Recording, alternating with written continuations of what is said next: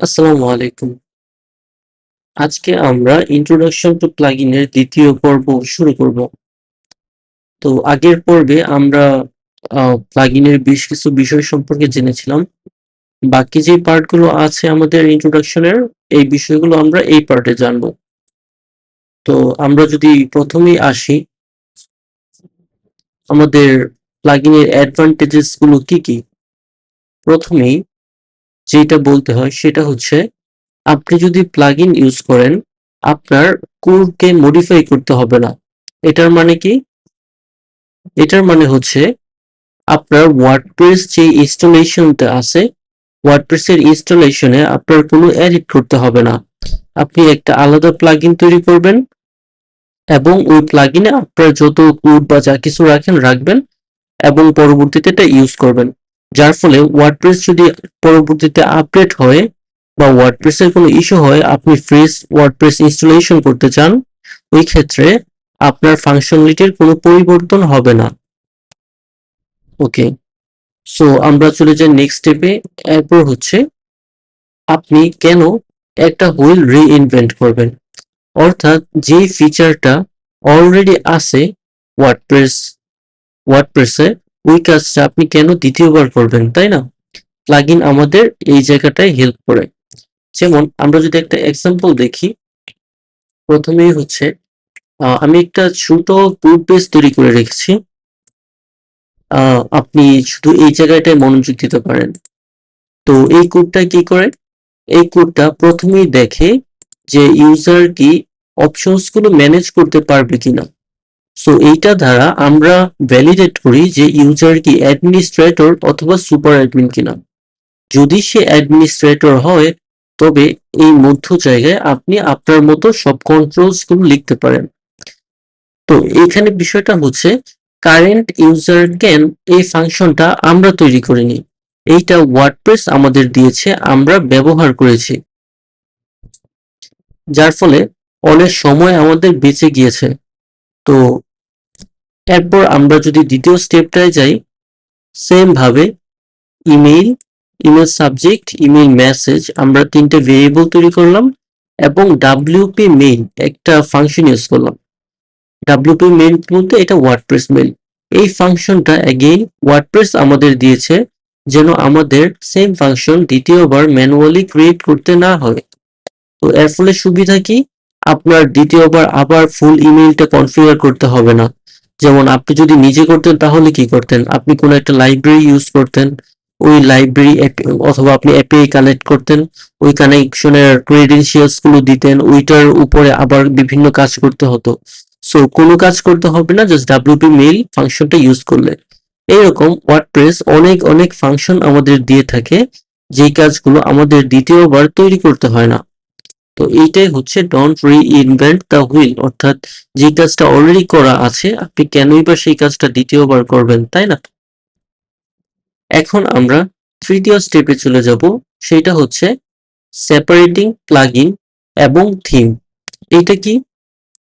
ওয়ার্ডপ্রেসে মূলত দুইটা বিষয়ে কাজ করে, একটা হচ্ছে থিম আর একটা হচ্ছে প্লাগইন। পার্থক্যটা বলছি। থিম হচ্ছে আপনার ওয়েবসাইটের প্রেজেন্টেশন বা আপনার প্লাগইন যে কাজ করে, ওই কাজটা দিয়ে কোনো একটা ভিজুয়াল দেখানো, এইটা বেসিক্যালি থিম। আর পিছনের যত ফাংশনালিটি সবকিছু হচ্ছে কি? প্লাগইন। সো আপনি যত রকমের ফাংশনালিটি তৈরি করবেন বিহাইন্ড দ্য সিনস, সবকিছু আপনি প্লাগইনের মাধ্যমে তৈরি করবেন। তার ফলে আপনার ওয়ার্ডপ্রেস কোডের মধ্যেও হাত দিতে হবে না, অথবা আপনার থিম থেকেও তৈরি করা লাগবে না। সো এইটা প্লাগইনের একটা অ্যাডভান্টেজেস। আমরা যদি পরবর্তী স্টেপে যাই, ইজি আপডেট। হতে পারে আপনার প্লাগইনটা এই মুহূর্তে ভার্সন 1 চলতেছে, সো আপনি হয়তো কিছু মাইনর চেঞ্জ করছেন। তো এখন কি হবে? ধরেন 1.1। আবার হতে পারে যে আপনি বড় বেশ কিছু চেঞ্জ করেছেন, তখন কি হবে? 1 ভার্সন থেকে এটা সরাসরি চলে যাবে ভার্সন 2 তে। তো এই যে আপনি ভার্সন আপডেট করছেন আপনার বিভিন্ন কাজের উপর ডিপেন্ড করে, এই কাজগুলো অন্যরা কিভাবে পাবে, আপনার ইউজাররা কিভাবে পাবে?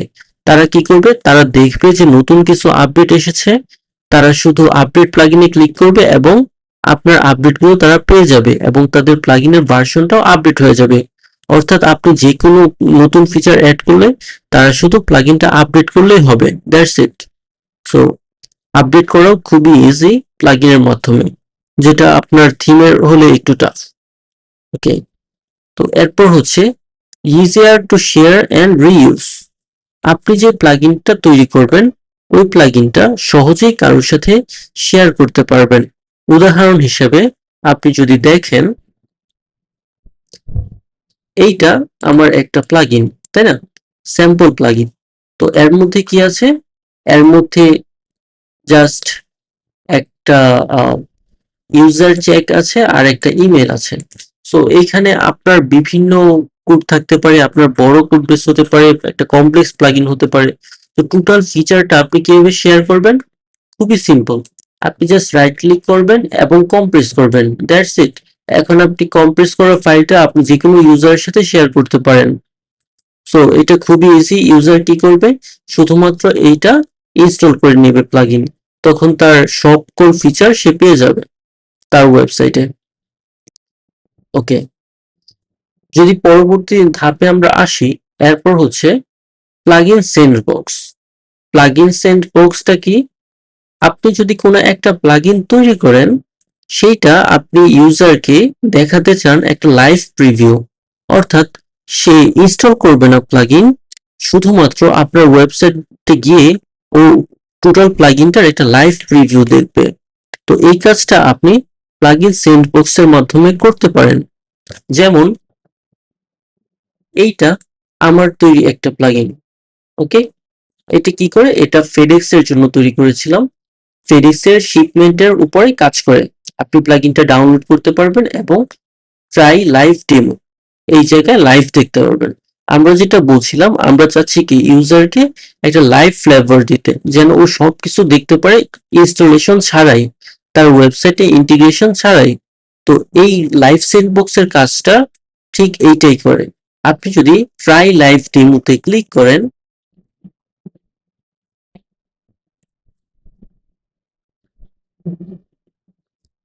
তাহলে আপনার একটা ইন্টারফেস চলে আসবে যেটা ঠিক এরকম। এখানে বিষয়টা একটু লক্ষ্য করবেন। আমি কি করেছি? শুধুমাত্র ট্রাই লাইভ ডেমো বাটনটাতে ক্লিক করেছি। আমি নতুন করে কোনো ওয়ার্ডপ্রেস ইনস্টল করিনি বা অ্যাক্টিভেট করিনি প্লাগইনটি, জাস্ট বাটনে ক্লিক করেছি এবং ফুল এনভায়রনমেন্টটা আমার রেডি হয়ে গিয়েছে। সো এখন আমি টোটাল প্লাগইন কিভাবে কাজ করে বিষয়গুলো দেখতে পারবো খুবই সহজেই। যেমন আপনি যদি শিপমেন্ট লেবেলিং এ যান, আপনি শিপমেন্টের ইনফরমেশন দেখতে পারবেন, লেভেল, ট্র্যাকিং ইনফরমেশন বা আদার্স সবকিছুই আপনি অ্যাক্সেস করতে পারবেন। তো এই যে টোটাল একটা ওভারভিউ, অর্থাৎ আপনার ইউজার আপনার প্লাগইন ইনস্টল অথবা ডাউনলোড না করেই টোটাল প্রিভিউটা দেখতে পারতেছে, এইটাই হচ্ছে ওয়ার্ডপ্রেস প্লেগ্রাউন্ড এর লাইভ প্রিভিউ। ওয়ার্ডপ্রেসের আপনার বিভিন্ন প্রবলেমে পড়তে পারেন, বিভিন্ন জায়গায় আপনি আটকে যেতে পারেন। তো ওই কাজগুলো সলভ করার জন্য, ওই প্রবলেমগুলো ফিক্স করার জন্য আপনার বিভিন্ন সময় সাহায্য দরকার লাগতে পারে এবং এই সাহায্যগুলো আপনি ওয়ার্ডপ্রেসের বিভিন্ন কমিউনিটি থেকে পেতে পারেন। যেমন আপনি ফেসবুকের কমিউনিটি থেকে পেতে পারেন বা এক্সের কমিউনিটি থেকে পেতে পারেন। তো বিভিন্ন ওয়ার্ডপ্রেসের কমিউনিটি আছে, যেটা আমরা পরবর্তীতে আলোচনা করব যখন কমিউনিটি সম্পর্কে ডিটেলস আলোচনা করব। ওই জায়গাগুলো থেকে আপনি সাহায্য পেতে পারেন। ওকে, তো এরপরে হচ্ছে ইনস্টল এবং ম্যানেজ করার উপায় আপনার নিজের প্লাগইনে। প্রথমেই যদি আমরা বলি একটা প্লাগইন কিভাবে আপনি ইনস্টল করবেন। যেমন এইটা একটা প্লাগইন, হ্যাঁ? আপনি যদি অন্য কোনো একটা প্লাগইন ইনস্টল করতে চান, আপনি কি করবেন? অ্যাড প্লাগইনে ক্লিক করবেন এবং আপনি এই জায়গায় আপনার সকল প্লাগইন থাকবে। যেমন আমি একটা স্যাম্পল একটা প্লাগইন নামাচ্ছি, ধরেন ক্লাসিক এডিটর।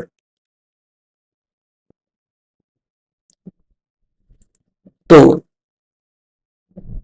আমাদের প্লাগইন চলে আসছে। তো এখন যদি আমরা ইনস্টল করতে চাই, আমরা জাস্ট ইনস্টল নাও বাটনে একটা ক্লিক করব এবং যেটা হবে আমাদের এই প্লাগইনটা ইনস্টল হয়ে যাবে। এবং এইটার সেকেন্ডারি উপায় হচ্ছে আপনি আপলোড প্লাগইনে ক্লিক করবেন এবং আপনার যে প্লাগইন, যেমন আমরা কি করেছিলাম, আমরা একটা প্লাগইন তৈরি করেছিলাম যেটা হচ্ছে স্যাম্পল প্লাগইন।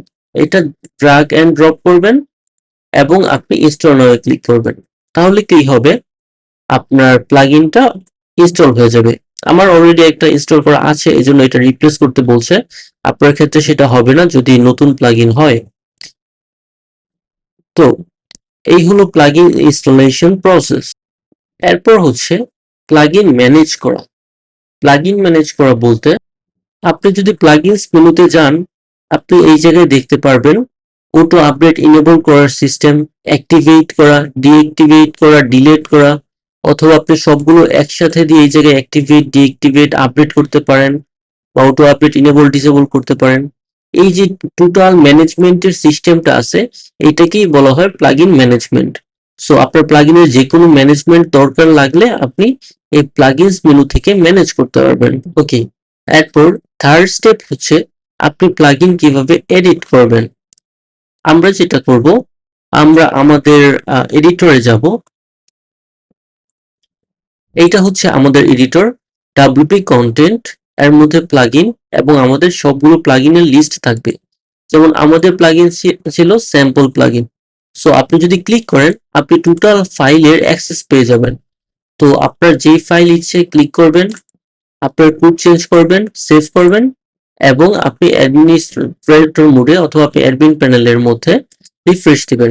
তাহলে যেটা হবে, আপনার আপডেট প্লাগইনটা পেয়ে যাবে এই জায়গায়। যেমন আমি যদি এই জায়গায় দিই, ধরেন ইকো হ্যালো ওয়ার্ল্ড এবং আমি টাইপ করে দিলাম, তাহলে কি হবে, রিফ্রেশ, আমাদের হ্যালো ওয়ার্ল্ড আসছে এবং ডাই হয়ে গিয়েছে। তার মানে আপনি চাইলেই আপনার এই জায়গায় এডিটরে আপনি যে কোনো চেঞ্জ যদি করে সেভ করেন, এইটা আপনার অ্যাডমিন প্যানেল অথবা ফ্রন্ট এন্ডে কাজ করবে। এরপর হচ্ছে প্লাগইন ডিরেক্টরিজ।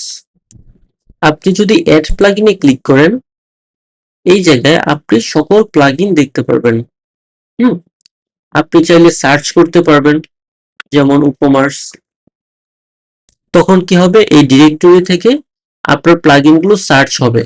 একই সাথে আপনি featured plugin, popular plugin, recommended, favourite, বিভিন্ন ক্যাটাগরির প্লাগইন আপনি দেখতে পারবেন।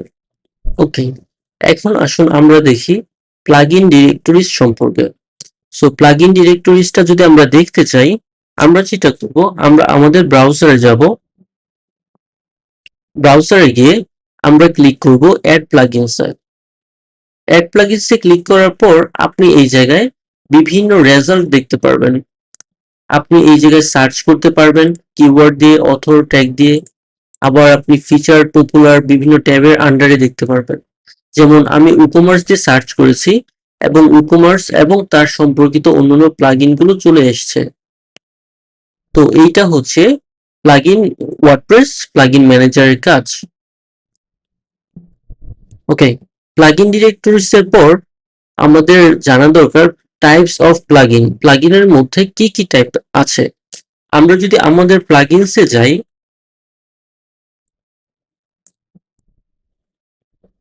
তাহলে দেখব all, active, inactive, auto update, disabled. তার মানে কি, অলের মধ্যে আমাদের সকল প্লাগইন থাকবে, অ্যাক্টিভের মধ্যে কেবলমাত্র যে প্লাগইনটা অ্যাক্টিভ তা থাকবে, মাল্টিপল প্লাগইনও হতে পারে। ইনঅ্যাক্টিভের মধ্যে যে প্লাগইনগুলো অ্যাক্টিভ করা নেই তা থাকবে, এবং অটো আপডেট ডিসেবলড এর মধ্যে যে প্লাগইনগুলো অটো আপডেট ডিসেবল করা ওই প্লাগইনগুলো থাকবে। ওকে, তো এই হচ্ছে বিষয়। ওকে, তো মোটামুটি এইটুকুই ছিল আমাদের ভিডিও। তো আমরা ফার্স্ট পার্টে ট্রাই করলাম ডিটেলস একটা আলোচনা করতে, এবং বাকি অল্প কিছু আলোচনা আমরা সেকেন্ড পার্টে ট্রাই করেছি। তো আজ এই পর্যন্তই, ভালো থাকবেন। আসসালামু আলাইকুম।